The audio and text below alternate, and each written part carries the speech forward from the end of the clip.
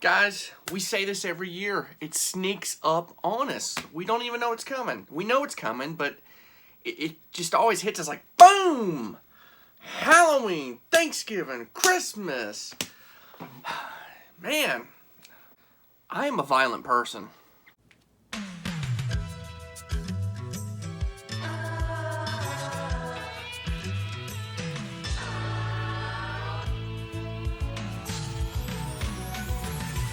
Whatever happened to predictability? The milkman, the paperboy, evening TV. Everywhere you look. What a crazy year, though. What a crazy year. People are ready for Christmas. People are ready for the good times and the bad times to be over with. So here I am, cap and all, Christmas Vacation on the TV, some lights. I could have done better with that, but it's okay. I did it. I've missed you. I missed you guys. I'm back on here. So today I'm going to be talking about my favorite Christmas movies, the most rewatchable Christmas movies to me, which ones I rewatch every year or just about every year, because I said, hey, I hadn't made a video in a long time and it's time to make one. Let's get out from under the bed and let's make a video. So here we go. We're going to start it off with, now this isn't really in order, guys, so it's kind of just a mix of the movies I like every Christmas. So The Santa Claus. Okay, this was a childhood favorite, a great movie, a great Christmas movie.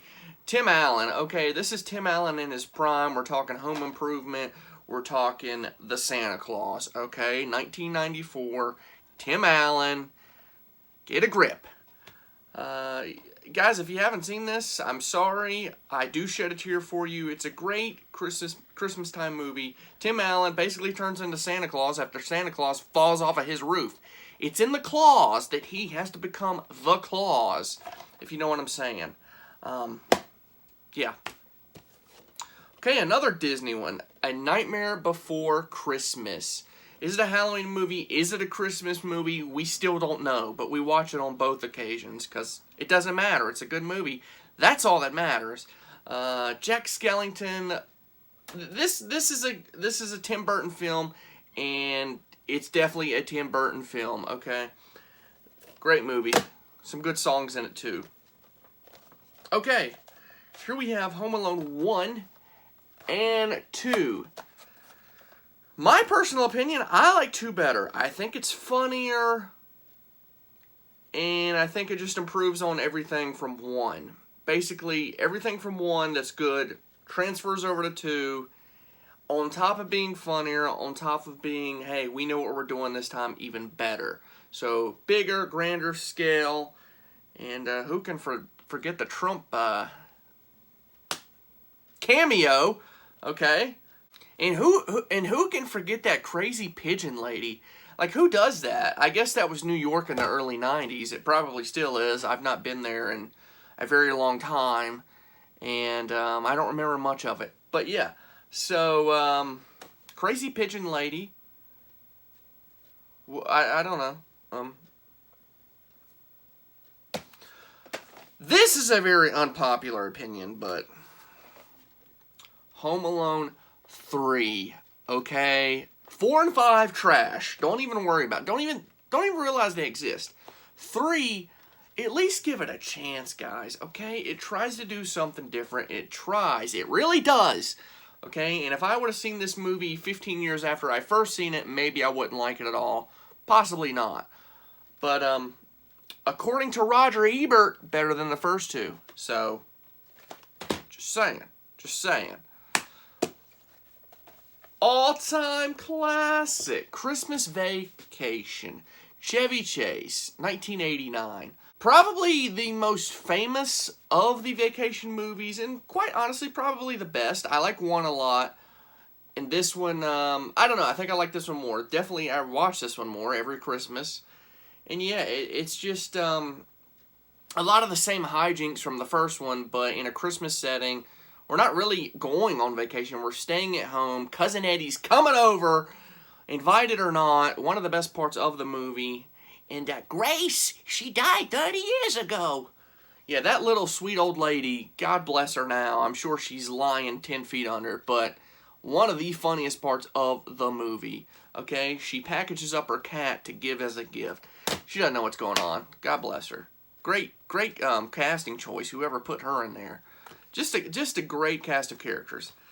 Scrooged, basically the story of Christmas, the Charles Dickens story. Am I getting that right? Yeah, A Christmas Carol story, just with Bill Murray.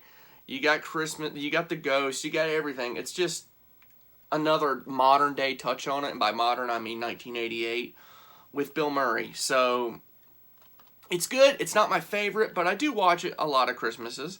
But yeah, it's not. It's quite loved, but it's not, you know, iconic status, and I don't guess it should be. Okay, a lot of people's favorites, and one of the best modern-day Christmas movies is Elf. This is really kind of when Will Ferrell was starting to rise up. He was coming out of SNL. He might have still been in SNL, maybe his last year. Great casting choice. I thought he did great in this movie. One of his best movies. And, you know, just an iconic, contemporary, modern Christmas movie that will be going down through generation to generation. What more can I say about this? You know, it's already been said. One of my personal favorites, How the Grinch Stole Christmas, starring Jim Carrey. Without Jim Carrey, this movie wouldn't have been half as good as it was. Okay, he was the focal point of this movie. The story, it's the Grinch. If you want a heartwarming one, maybe go watch the animated classic. Jim Carrey steals the show. Nobody could have been cast as him. He's so over the top, so just... Guys, it's Jim Carrey. His quick wit and his just funny lines and his hyperactiveness really drives this movie and makes it into the classic. Okay. So, this next one, a lot of people don't think it's a Christmas movie. A lot of people do. So, and that is Die Hard. Just rewatched this the other day. It seemed kind of long. I didn't remember it being that long. Great heist movie. Really Bruce Willis's possible best movie. And, yeah, guys, it's the Nakatomi Plaza. Okay, baby? It's Alan Rickman taking over Nakatomi Plaza. One of my favorite lines. Mr. Takashi won't be joining us for the rest of his life. Can we not forget Paul Gleason, the principal from Breakfast Club, being in this movie as the, you know, little rough-nosed police detective or lead detective. One I almost forgot, and this one is for the adults. No kids allowed on this one. Bad Santa.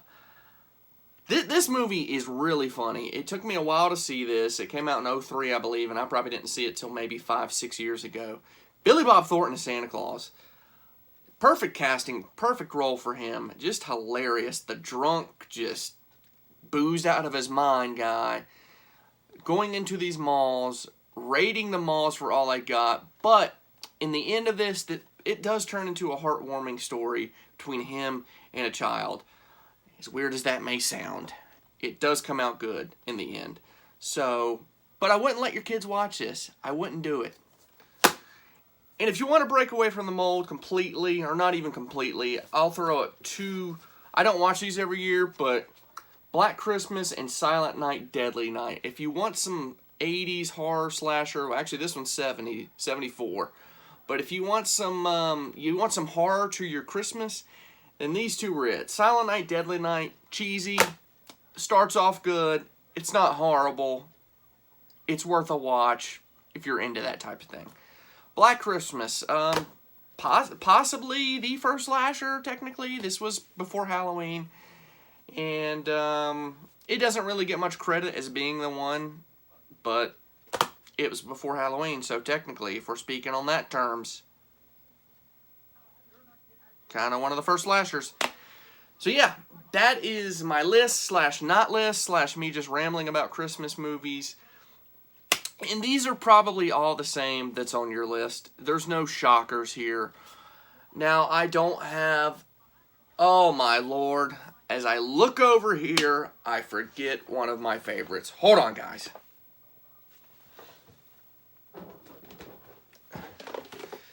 How did I about forget this? Jingle All the Way. How did I forget this? Starring, come on, Arnold Schwarzenegger. Now this is really a modern take on Christmas. Just the corporatism, the money, just everything about it, values, morals go out the window. Let's be honest here. It's not the 50s anymore. These are just parents fighting over a toy for their kid. And it really shows the greed come Christmas time, but hilarious. Phil Hartman, I think one of his last roles, and really only roles outside of SNL. These cookies. Yeah, Phil Hartman. We didn't get enough of him. We didn't get enough of him. Arnold, Sinbad's in this. Friggin' Sinbad. You know, I know you forgot about him. But yeah, great Christmas movie. Do watch this one about every year. Really good. So, okay, now I was about to say, I know I left off It's a Wonderful Life, Miracle on 34th Street, the other classics. I don't watch them every year. They're not as rewatchable. Great films. I just don't watch them as much. So, that's about it. That does it. And I'm going to try to put out another video maybe this upcoming weekend. So I'm going to work on that. Try to get that out there for you. And in the meantime, hope you enjoy this one. And go catch a flick.